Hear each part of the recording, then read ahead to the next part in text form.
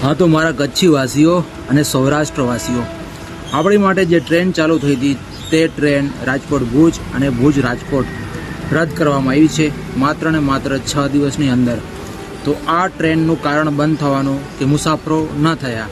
મુસાફરો થાય જ ક્યાંથી ભાઈ? ટાઈમ ટેબલ જ સાવ ખોટું હતું, ટાઈમ જ સાવ મિસમેચ હતું।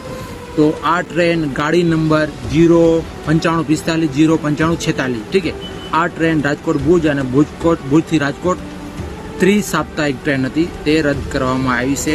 તો તમામ દોસ્તોએ નોંધ લેવી, બરાબર। અને આ ટાઈમ મિસમેચ હતું એટલે બંધ તો થવાની જ હતી। આપણે જ્યારે પહેલા દી આપણે મુસાફરી કરીને 29 જુલાઈએ ચાલુ થઈ હતી અને 6 ઓગસ્ટે બંધ થઈ, ઠીક છે। તો આપણે પહેલા દિવસે મુસાફરી કરી, આપણે પહેલા દિવસે જ કીધું હતું કે ટાઈમ ભાઈ સાવ ખોટું છે, આમાં સરકાર ઘાટામાં જાય એટલે આ ટાઈમ ન રખાય, ટાઈમ જ રાખવું હતું।